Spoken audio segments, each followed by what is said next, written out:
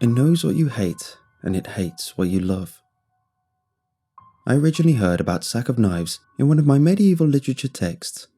The class had sounded interesting out of my options that quarter, but 2 weeks in, I was already wishing I'd taken another round of poetry or creative writing. Part of it was the professor, who was chronically dry and boring as he gave a canned lecture he obviously regurgitated for the last 20 years. But most of it was the language itself. It was so archaic and hard to read, and I already knew I sucked at foreign language. Some of the books were modernized, but most were just littered with footnotes in tiny block paragraphs longer than the text they were explaining. And of course, when I finally saw something that sounded cool, there were no notes to be found. It was in the middle of a story fragment about a village that fell under a curse of some kind. People were going crazy maybe, or their cows were all dying. Hell if I know. The accompanying woodcut made it look bad though. Still, it was kind of boring and dumb, and I was about to give up when a phrase caught my eye. If I wasn't wrong, it read as Sack of Knives. Like I said, there was no footnote, and when I went to the index, the term wasn't listed. I looked on the internet, but there was nothing about it there either. My interest was already waning, but then an idea occurred to me. The professor of the class was always telling people to ask if we had any questions, be it after class or during his student office hours. No way I was doing that, but maybe if I fired off a quick email asking about it, he would think I gave a damn about his stupid class. I wasn't sucking up, but I didn't mind a little padding in case I tanked on an essay at some point. So I looked up his faculty email and asked him what the term meant before putting away my books and heading out to Jeff's party. I literally didn't think about it again that night. The party itself kind of sucked. It was one of those deals where there were too many people for it to be fun, so my little social circle wound up just hanging out together, even though it was in my friends Jeff and Madison's house. They were both grad students, and Jeff was in a foul mood about his thesis getting shot down.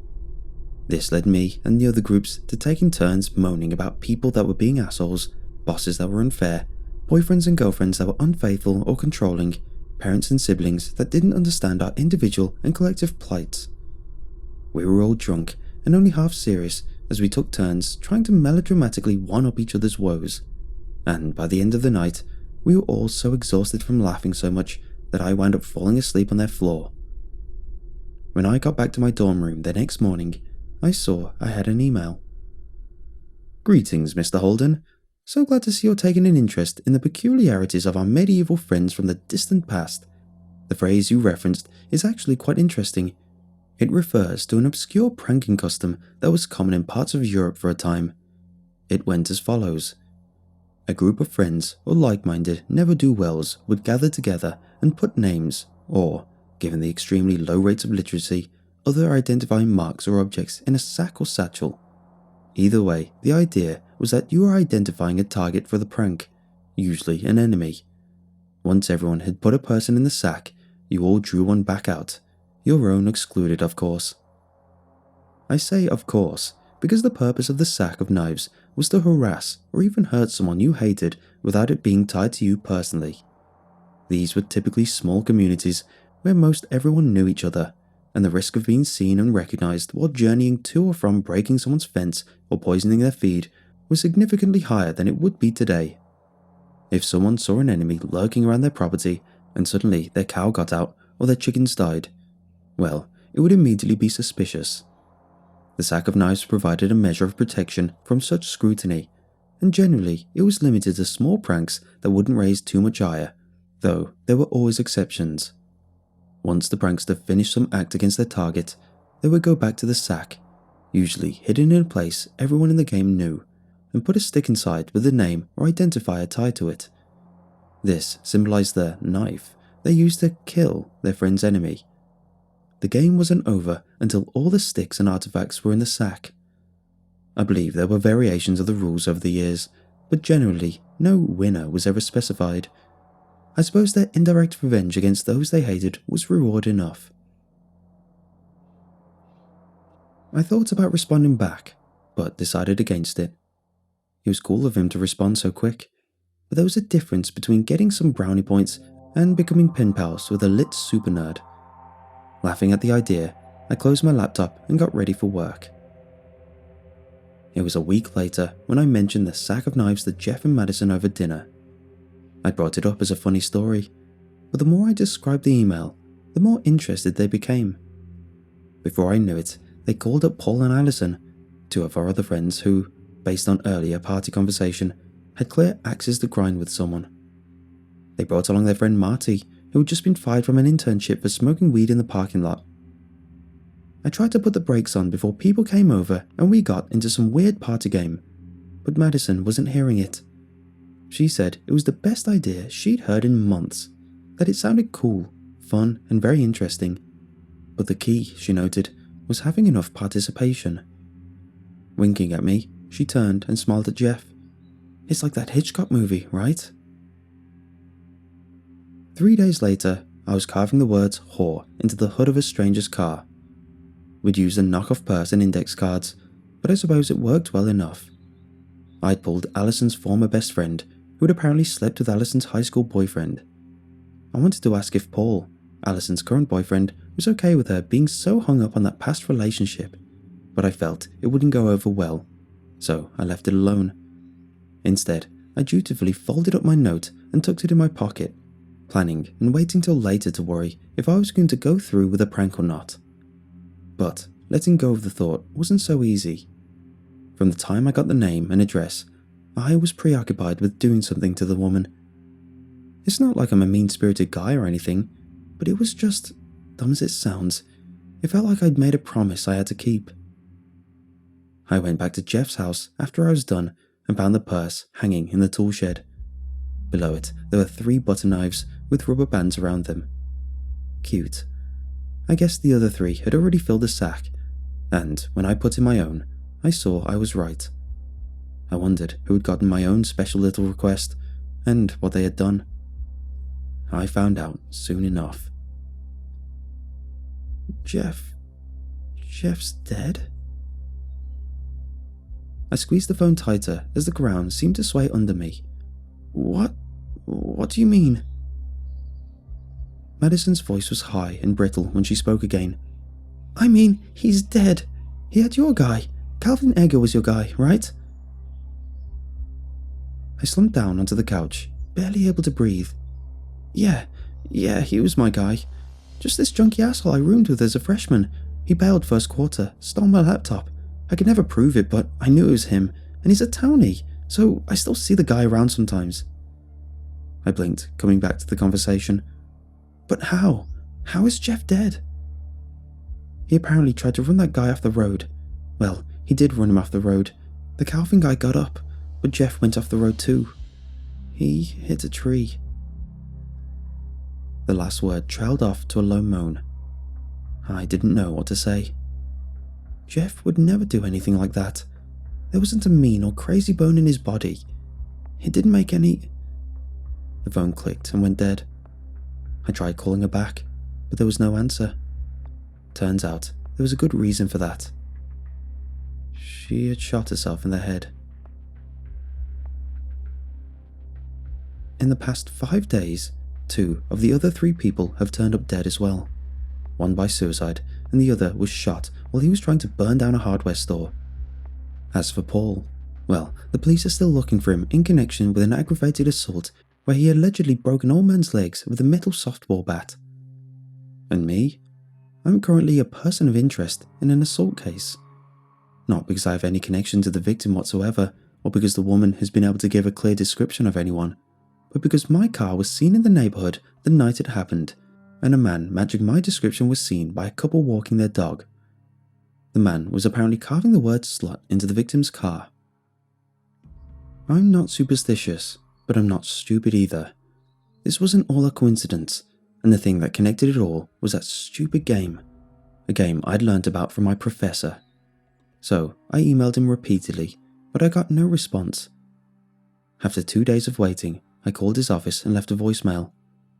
To my surprise, I got a call back that afternoon. Mr. Browning? Yeah, this Professor Miller? It is, yes. I got your voicemail. You sounded very upset, but I couldn't follow what you were talking about. You mentioned something in the reading?" I sucked in a breath and tried to keep my voice calm. "Yes, like I told you before, it was in the coursework last month. The story about the cursed village, the thing that talked about the Sack of Knives game." There was a long pause, and I could hear the flutter of pages as he spoke again. I'm not sure what you're talking about. I know the story you're referencing, but just a moment. Ah yes, I think I found the line. The Sacks of Knives, right? If you say so. You called it Sack of Knives in the email, just like I did. But you have to know more than you... Email? I frowned.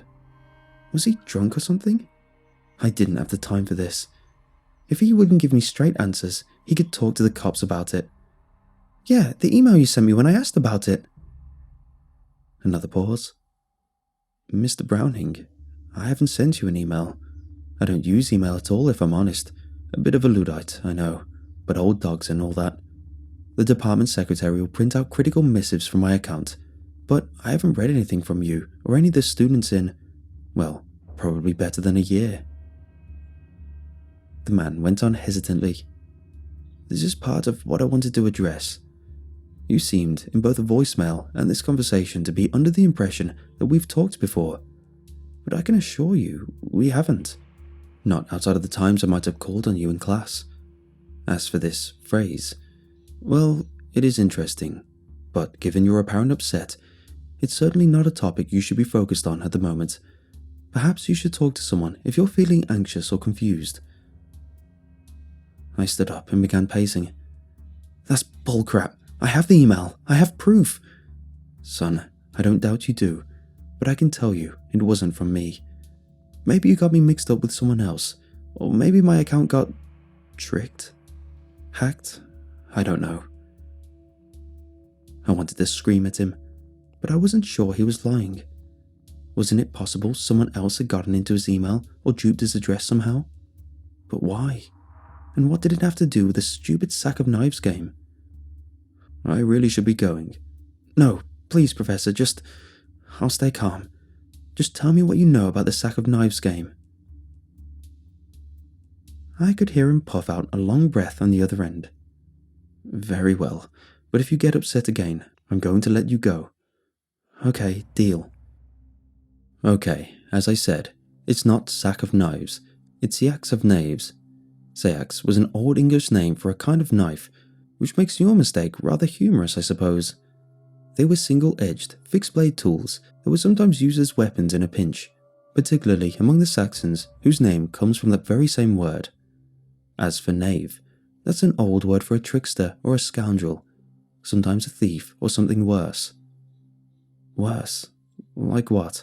What does it mean in the book, in that village?" I don't know that I feel comfortable delving into old superstitions with a man that is so clearly distressed." I stopped pacing. "Please, sir, I need to know this, and then I'll let you go." He began again with a shaky breath. The Sacks of Knaves wasn't a game, it was a ritual. In the region it originated in, the knave was a slang term for a demon or devil, an evil spirit. In the ritual, you became a knife of demons, essentially. You were doing wrong against one who had not wronged you, spreading discord and suffering. Part of the practical effect is clear. It was a slightly clever way of trying to get revenge on others indirectly. But the more profound consequences were supposedly that you were binding yourself to this other, and whether you knew it or not, you were part of the offering to be made. The man cleared his throat. There are stories of this throughout history, of course. Places where people become strange, turn on each other.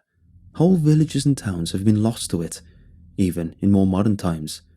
Today, we call it mental illness, mass hysteria, and, well, I'm sure that's the right of it. He laughed uncomfortably. "If I may ask, why are you so fascinated by this? You haven't tried it yourself, have you?" My vision began to swim as I nodded to an empty room. We did. We thought it was a joke, and now my friends are dead and..." he muttered something and then said more clearly, "Do not contact me again." I heard a beep as he hung up. Staring down at my phone, I replayed in my head what he'd muttered before hanging up, trying to make sense of it. It knows what you hate, and it hates what you love.